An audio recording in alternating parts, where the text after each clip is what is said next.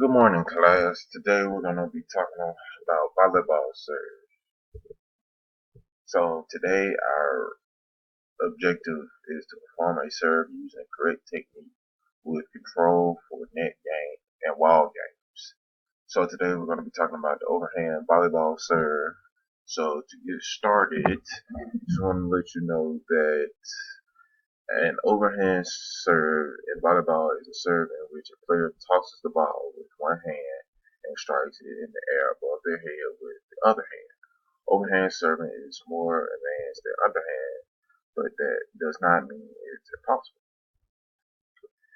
You won't master the serve right away, so be patient. Remember that practice makes perfect. If you use the following tips and tricks with it, you will be overhead serving in no time. And when you get really good, you'll start to get aces. Ace is when you serve the ball into an opponent's side of the court without it being touched or returned. So today we're doing overhand serves. Um, I'm gonna give you 3 easy steps to perform correct overhand serve with correct technique. So once we get into the gym tomorrow, we can just go right into practicing. So first step, where to place your feet. Foot placement is important. You want to place your right foot slightly in front of the left foot if you're a right-handed hitter. If you're a left-handed hitter, you want to do the opposite. You want to take your left foot and put it in front of your right. You want to make sure there are decent space apart, so about 12 inches for both right and left hitters. You want to keep your knees slightly bent, make sure you're not uncomfortable. You want your weight evenly distributed so that you get good connection on your toss and your hitting. So, just like in the picture, you see that his foot is slightly apart, about 12 inches, so he has good weight distribution. Next step is going to be the toss. Tossing the ball. So, you want to start your serve with the ball in your left hand. That's if you're a right-handed hitter. If you're a left-handed hitter, you want to start the ball in your right hand. So for right-handed hitters, you want to place your right hand next to your right ear, so that they're almost touching. So just right above, right next to your ear. But you want to have your palms facing the ground. So just bring your right hand right next to your ear, palms facing the ground, with the ball in your left hand about knee level. So when you toss the ball, you wanna toss it lightly up in the air.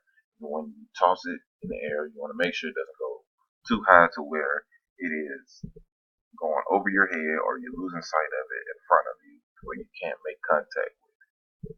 And you also want to toss it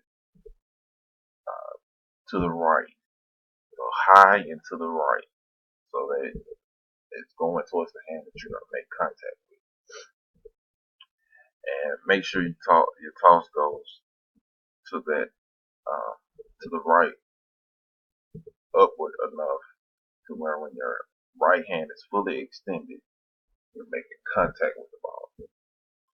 And for my left-handed hitters, you want the ball in your right hand about knee level again. You want your left hand at about your ear with your palms facing down again. So once you toss the ball, you want to toss it again. Don't toss it so high that it goes over your head or you lose sight of it in front of you where you can't make contact.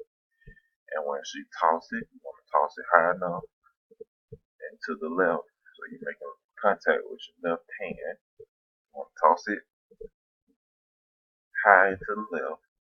That way, you can make contact with your left hand when your left arm is fully extended upward, so you can get a good hit and contact and power to get the ball over the net.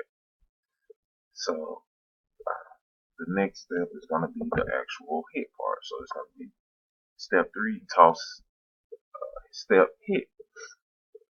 So you're going to get ready, just like in step 1. You're going to place your feet for right-handed hitters, right in front of left. For left-handed hitters, left in front of right. About 12 inches apart, knees slightly bent, weight evenly distributed. And then you want to do step 2. You want to toss the ball. So you want to toss it for right-handed hitters, high and right. So you're making contact with your right hand. And for left-handed hitters, you want to hit it high. You want to toss it high and left. So you make contact with your left hand. So we're going to add a step into it. We're going to actually step, which we're going to step with your left foot if you're right-handed. So you're going to take a step as you're hitting the ball with your right hand, and vice versa with left-handed hitters. You're going to take a step with your right foot when you're hitting the ball with your left foot, with your left hand. So again, going through the steps, you want to make sure your feet are ready. And then step 1, toss the ball. And then step 2, and you want to take a step while you're tossing the ball, and then make contact with the ball. You want to hit the ball once it is at its highest point. So again, you want to toss it either high and right or high and left. Make contact with the ball at its highest point. Try to get as much power as you can to get it over the net.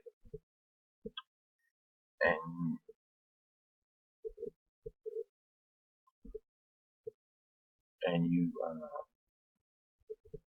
want to have a good follow through to make sure that you get as much power to the ball as possible.